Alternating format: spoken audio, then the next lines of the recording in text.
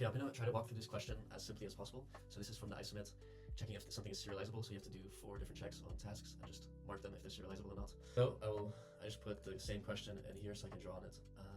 But the main tip I would give is that this is chronological order, so you're following a schedule, and you're going this way.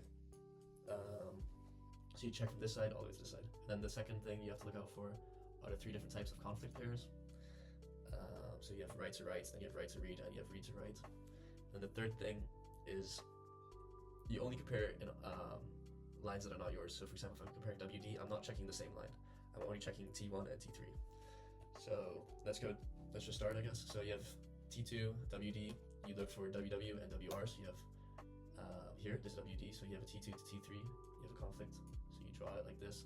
It's important to draw this graph because that's how you check if it's serializable or not, which is part of the question. Just from this, it's kind of hard. Okay, so you've done that. Is there another one? Is there an RA? Is there an RD? Okay, no. So you can delete it. So you can cross it out. And this is useful because like now you don't look at this anymore. So for example, if you're here now, this is the next one you check because remember it's chronological order. You don't look that way. So you just check if it's this way. So RA goes to here. There's a conflict already. So it's T3 to T1.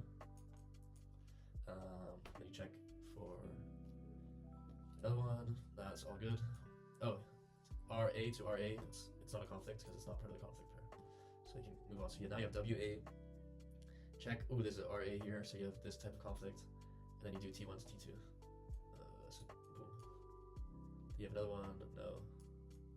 Now you check this guy, and remember you don't look this way. You only look this way.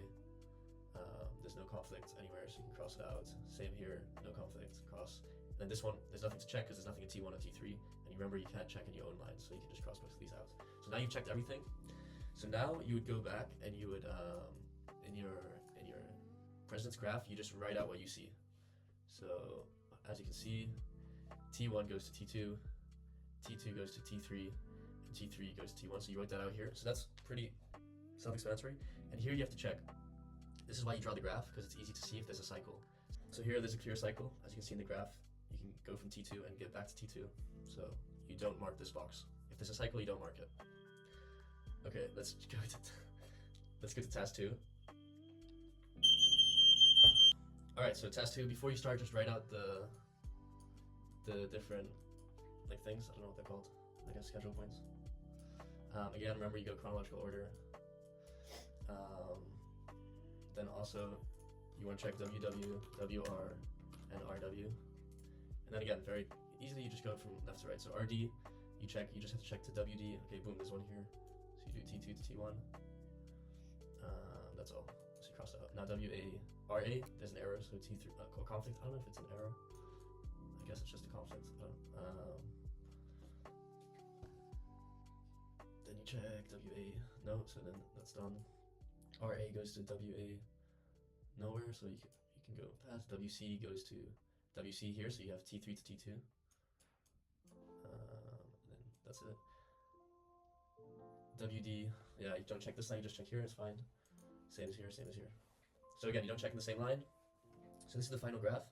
So as you guys can see, you just write T2 to T1, T3 to T2, T3 to T1. And then here, you see there's no cycle. You cannot go from T2 and go back to T2. So here you just mark that it's serializable. To do this last one, very quickly we'll do the same from RC. Check if there's a WC, boom, there's one, so T1 to T3. Is there another one? Yes, there's another one, but it's in the same line, so you just ignore it. Okay, that's done. Then you do WD. WD goes to RD, there's an error, T2 to T1. Make sure you also draw the arrows, good. So yeah, that's done. WC, WC, so T3 to T1. Ooh, you can see that there's a cycle already. Here, there's not going to be one, there's not going to be one.